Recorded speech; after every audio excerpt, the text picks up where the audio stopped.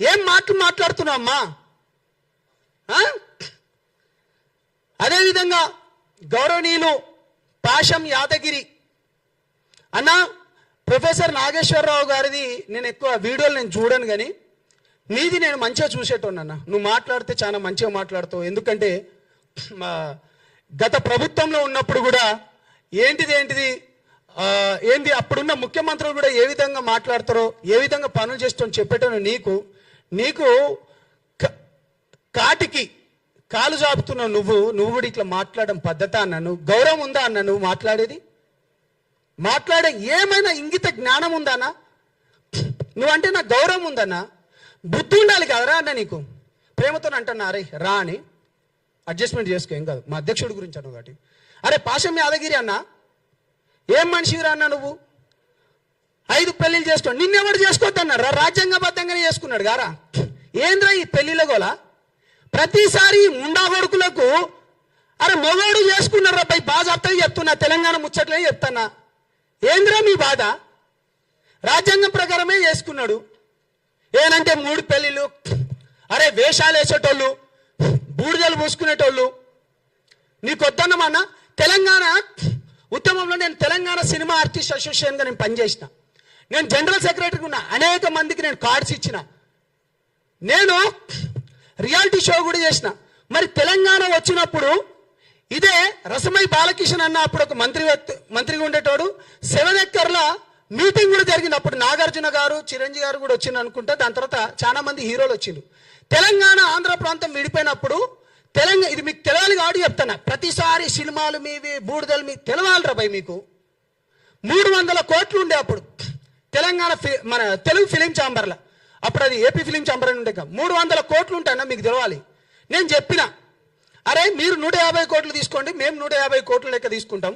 అప్పుడున్న తేజాతోని, దాని తర్వాత ఇప్పుడు ఇతను ఉన్నాడు కదా రాణా వాళ్ళ ఫాదర్ పేరు సురేష్ బాబు, వాళ్ళతోని మాట్లాడుకొని మేము అప్పుడు ఒక స్కూల్ కూడా పెడదాం అనుకున్నాం. అరవింద్ గారితో కూడా నేను అప్పుడు మాట్లాడినా. అటువంటిది తెలంగాణ వచ్చిన తర్వాత నీ తెలంగాణ వచ్చింది, అయిపోయింది. మరి ఎవడు విడగొట్టలే? మరి దాన్ని ఎవడు తీయలే? మరి ఇప్పటిదాకా 13 ఏళ్ళు అయింది. ఒక ఫిలిం ఛాంబర్ ఏమైనా ఉందా? రసమై బాలకిషన్ అప్పుడు అన్నాడు, తెలంగాణ వచ్చింది, అయిపోయింది, ఇంకేం లేదు.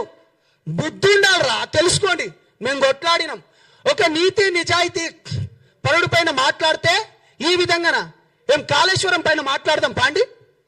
నిజంగా మీకు చిత్తశుద్ధి ఉంటే మీరు ప్రతిసారి అంటారు కదా ఎస్సీ ఎస్టీ బీసీ బిడ్డల గొంతుక లెక్క అంటారు కదా, మీకు దమ్ముందా? రండి పోరాడదాం.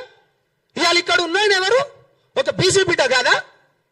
ఒక బీసీ బిడ్డకు నామినేటెడ్ పదవి ఇయ్యలేదా? ఇక్కడ హిమైత్ నగర్లా టీటీడీ బోర్డు చైర్మన్ ఆ టెంపుల్కి, ఇంకో అతనికి మహేందర్ రెడ్డి గారికి మన బోర్డు మెంబర్ ఇయ్యలేదా? ఏం మాట్లాడుతున్నావు నువ్వు? నిజంగా ఇన్ని విషయాలలో పవన్ కళ్యాణ్ గారు చేసిన పని ఏంటిది? ఏం తప్పు చేసిండు అంటే 6 ఏళ్ల పాప చనిపోయినప్పుడు, చైత్రాబాయి అని చనిపోయినప్పుడు తన గురించి వచ్చి కొట్లాడడం పవన్ కళ్యాణ్ గారు జనసేన పార్టీ చేసింది తప్ప దాంట్లో ఉన్నందుకు? లేకపోతే ఎల్బీ నగర్లో లక్ష్మీబాయి అనే ఒక ఆడబిడ్డను పోలీసులు విచక్షణ పేరుతోని తీసుకుపోయి కొట్టిండు. అప్పుడు మీ ఛానలే వచ్చినాయి ఎక్కువ. అది మాట్లాడడం తప్ప?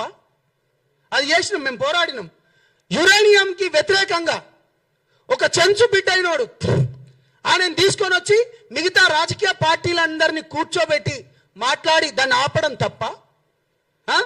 దాని తర్వాత ఇంటర్మీడియట్ బలిదానాలు కావచ్చు, లేకపోతే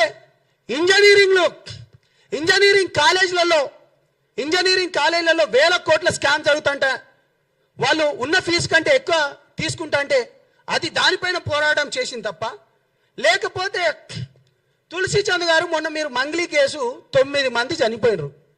మీరు మంగ్లీని తీసుకొని వచ్చి ప్రెస్ మీట్ పెట్టిండ్రు, పాడ్కాస్ట్ చేసిండ్రు, కానీ బాధితులను తీసుకొని వచ్చి చేసినావా అమ్మా నా బంగారు బిడ్డ? మీరు బాధితుల తరపున మీరు ఎప్పుడు లేరు. 9 మంది చచ్చిపోతే కొట్లాడింది నేను. మేము పోయి అక్కడున్న తమ్ముడు గిరిజన సంఘాల నుంచి అశోక్ కానీ, లేకపోతే సేవాలాల్ సేన మైదాన ప్రాంతం వాళ్ళు మన రఘురాం కొట్లాడిండు. ఎప్పుడైనా నువ్వు కొట్లాడినవా అమ్మా? ఏం మాట్లాడుతావమ్మా నువ్వు? లగచర్ల భూములకు రైతు